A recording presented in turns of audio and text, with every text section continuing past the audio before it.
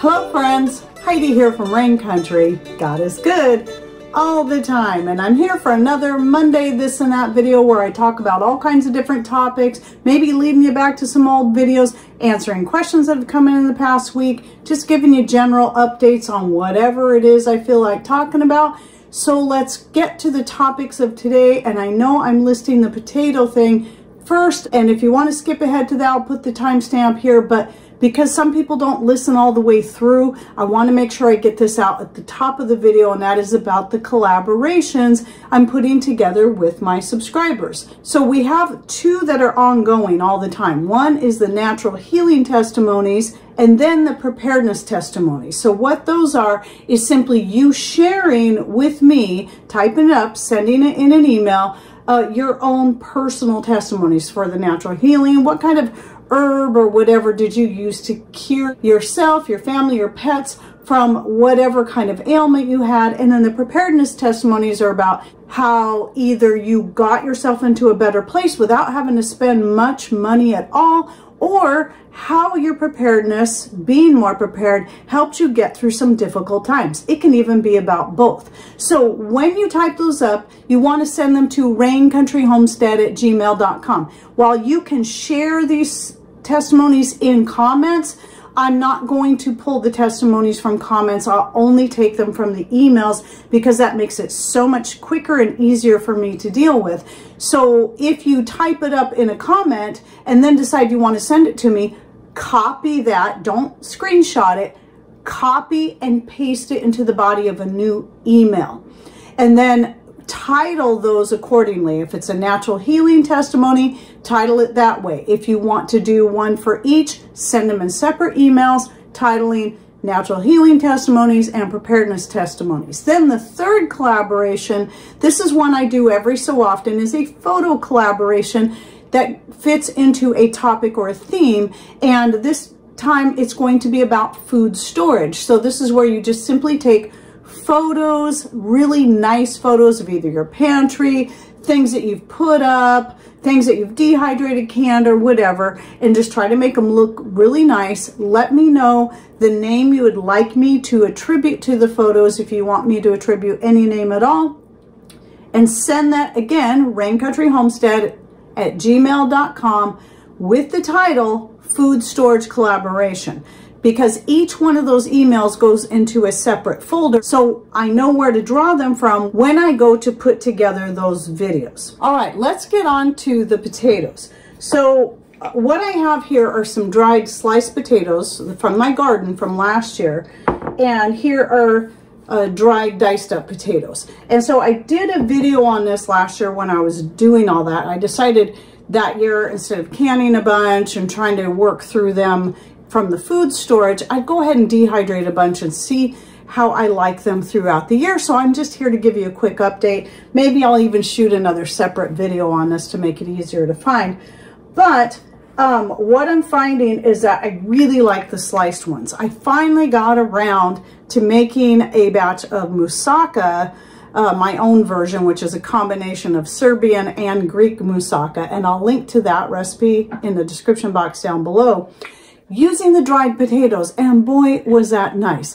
I was a little nervous about it because I wasn't sure how well it was going to turn out, but it actually turned out really good. It was just as if I'd cut up fresh potatoes and put them in there and then baked it. However, what I still did do was put the potatoes, and I used a bunch of other dried vegetables like dried green beans, zucchini, and carrots, and threw those into a pot and stuck it in the solar oven with some water, so all that would rehydrate and cook a little bit just to make it easier. The only thing I wish I would have done was kept the potatoes in a separate pot. That was kind of dumb, I realized when I went to use it, because for the moussaka you want to layer the potatoes on the bottom and then again on the top. And so then I had to go pick all the potatoes out. So that was dumb. I don't know why I was thinking that. And then I just made my moussaka like I normally do, layered the potatoes, and they turned out great. You couldn't even tell that they had been dehydrated. So really liked that. Now the diced up potatoes, I find I only really like adding them to soups. I don't find I like using these in any other form. So I may not do this again, or if I do, I may just do a couple jars and reserve them for soups only, instead of doing as many jars as I did, because I did equal amounts, which was quite a bit of both styles. I'll definitely be doing more of the sliced potatoes for certain. Now you'll see they did darken a little bit in storage, but they're still really good. No issues there. So I'm going to do my best to try to finish working through all of these potatoes as soon as possible. And then next year, what I'm going to do, besides dehydrating more sliced ones like this, I'm going to be trying out the dry canning method, where you're still pressure canning the potatoes, but you're not putting any liquid in there. I know there's a bunch of canning Nazis out there that say, oh, you're not supposed to do that, but there's a lot of people doing it. Even my friend recently did it, and she said the results were great. Everyone who's tried it said the results were so much better than pressure canning with the water in there. And it shouldn't matter. It's still pressure canned. Even though some people will say, well, you should at least use it up within a year. My guess is that really does not matter. It's still going to be pressure canned. It's still going to be preserved in a way that should last for years, just like any canned goods. But that's my opinion. But again, I'll keep you updated on that. And the reason I'm not preserving any this year is because, well, I didn't plant potatoes this year. For those of you who might be new, this is the first year I've decided to give all of my garden areas a sabbatical rest. So the only things coming in, I did get a few potatoes that came up on their own. I would have got more if it wasn't for my chickens, and I would have got more if I had routinely watered those areas like I normally would. But mostly it's just all my perennials that I have coming in, and a few annuals that did self-seed. But definitely next year, I'll be planting a lot of potatoes. I'm going to be canning a bunch, and then definitely dehydrating more sliced ones like this, because it sure makes a job like doing something like potatoes au gratin or moussaka or something where you like this thin sliced potatoes as a layer, makes it so much quicker to throw together. And then the other thing I want to talk about, I want to bring up, is I did recently do an Azure Standard order. And every time I order from them, I always, usually once a month, I do an order, always trying new things that they're carrying, because more and more I'm reducing my dependency on Amazon for various things, and even Costco to some degree. And then trying to get more products from Azure Standard, because I really, really like their company. I like what they stand for. I like the fact that they vet everything, and they just have high quality products. So I decided to try a couple of different brands of coffee. It was a little more expensive than what I pay for coffee through Costco. I can smell these right now, and they smell great. I opened them both up because I wanted to try them both. So the Azure Standard brand is just a little bit more expensive, and that's probably because it actually has the USDA organic label put on it. It costs money to get this. So that's why even, you know, people can sell organic stuff, but it costs more to get certified. And that's where the excess cost in organic food comes from. That's why it's more expensive. This one is also organic, but it's not labeled, so it is a few dollars less. While their flavors are just a little bit different from each other, I like them equally as well. They are both a dark roast, because that's what we prefer. And this one's called Catalina's Coffee. And then again, this one says Cornerstone, and it is the Azure Market coffee. And if you're already buying from Azure Standard, I recommend giving one or both of these a try and see what you think. And then be watching down the road. I'll be shooting that video today, but it will be out. It'll probably be a few weeks before it's out, on my most recent Azure Standard order and some of the new things I added to it and am trying. And then I actually have a new video coming out on yogurt making, since I'm got back into it again. And now that I have the Cosori dehydrator, it's still summertime, we're still getting lots of solar power, I'm trying it in my dehydrator. Obviously, we're not running the wood stove, so typically that's where I do it, is close to the wood stove, but I'm using the dehydrator because you can take all the trays out and stick your yogurt in there and not have to worry about bundling it, and keep the temperature at 110 degrees for 24 hours and don't have to worry about fluctuations like you do when you're putting it next to the wood stove. And it has been turning out excellent. So I've been trying a few different things, using mostly half and half, using half and half whole milk, or using just whole milk, and just trying different things. Obviously the half half and half to half whole milk means it's 1/4 cream to 3/4 whole milk is what that would actually mean. So anyway, I've been just trying some different combinations, and anything with the half and half, no matter what the ratio, is excellent. It turns out nice and thick and rich, and the flavor is so excellent. The whole milk one is really great too. It just doesn't have that extra richness that you're adding the half and half does.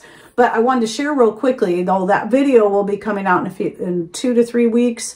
You know, the updated video I have on yogurt making. I did want to share that since I shot that video, I did try just the other day making basically a yogurt cheese. So I did half and half, about 1 part half and half to 1 part whole milk, ran the process, then took that and strained as much whey out as I could get to get it down to where it was the consistency of a cream cheese. And boy, is it good. It is really, really good. Here's a picture I took. I was trying to mix it up and Rowan was a little bit cranky, but as soon as I set her up on the counter, she was so happy. She loves that kind of stuff. So I set her up on the counter so I could start mixing it because I wanted to flavor it using just a little bit of liquid smoke to give it a smoky flavor. Plus I added some red pepper flakes and some garlic, and it is so good. It is really, really good. So yes, if you're already making homemade yogurt and you can turn that into a cheese, a cream cheese. You could probably even go with a harder cheese by continuing to press the whey out and get as much liquid out there as possible. Sometimes it can take a couple of days to get it down to where it's a rather harder state. And then, but yeah, it is so easy to do. It just depends on how much whey you take out, and then you can add whatever seasonings or whatever you want to just give it this great flavor. So I just wanted to, that's kind of an update to the yogurt making, even though that video hasn't published yet. So that's why these this and that videos are kind of important, because I'm so far ahead on my Tuesday to Friday videos that I like having these once a week videos where I can keep you a little more updated on things that are very current. And then another thing I wanted to share with you. So a lot of you know that Patrick's been making and selling these vacuum chambers for several years now. And it all came about because people were asking, can Patrick make something to seal jars? Because we can't get the food saver thing. Because at the time it was 2020 and things were crazy. Everybody was buying that stuff up. And then when they could find it, it was really expensive. Or people that just want the vacuum chamber for being able to seal up jars that are like store brand product jars, whether it be, you know, spaghetti sauce, pickle jars, or whatever. And so he started making the ones that will, the chambers that will fit a quart-sized jar and under. And then people started asking for the half-gallon, which took a long time because the parts to make the half-gallon chamber are so much more expensive. You think it would just be a little bit more? No, they go up 2 to 3, even I've seen them even 4 times more expensive than the parts we use to make the quart-sized chamber. Then to top it off, shipping to anywhere has gone up in price. And so a lot of people are like, does Patrick have a video on how to make that? Because of shipping and everything, and the parts have gone up in price, or to ship overseas, it's just way too expensive. And people are just like, I can't afford that. And especially like if you go into Canada and then they want to charge duty tax, and then I can't even ship anymore to the UK because I don't have a VAT license. Etsy had it when I was selling through Etsy, so that's why I could do it there, but I don't have my Etsy store anymore. So a lot of people are like, well, does Patrick have a video? Well, he doesn't have a video, and I don't know that he'll ever get around to making a video on that. But what he did do was he typed up the instructions, and then I took it and put it in a PDF with a few photos. And so that's something we're now offering to sell. And if you're, you know, for $5, you can have the instructions on how to build your own if you can't afford to buy it. But you got to keep in mind, it's still going to cost money for the parts, for the glue, drill bits you might need, the little brass fitting. All these things are going to cost money and time. And then obviously you're going to need to have a saw to be able to cut the pipe and all that. There's a lot involved in it. We're still selling the chambers for the time being. at least until we finally run out of all of our parts, at least until then. And so you can still, that will still be in the product list that I'll send to you. If you simply email me at raincountryhomestead@gmail.com, I'll shoot you out the product list, and then you can see all that stuff in there. And I also sell some other digital things. So the chamber instructions will be in digital format. So I just, once it's paid for, immediately email it to you. Same thing with, I do have 2, I've never got around to typing up anymore, of my own crochet patterns that are in there that you can purchase if you crochet. Plus I got skin cream and a few other things too. But no, I'm sorry, I am no longer selling the skirt. Some of you see, I had the remastered basic patchwork skirt making video, and I remastered 2 more. So one will be publishing this week, one will be publishing next week, so I could shorten them down, add some photos, and make them more clear to understand what I was doing in those. So the second one's publishing this Wednesday, about laying out the patchwork skirt. Since the original video, I changed how I lay it out. It takes longer, but it looks nicer in the end. And then the third one I remastered was customizing it, even though my basic pattern is a one size fits most. So with that, I've been getting questions are, oh, do you sell your skirts? And the answer is no, not anymore.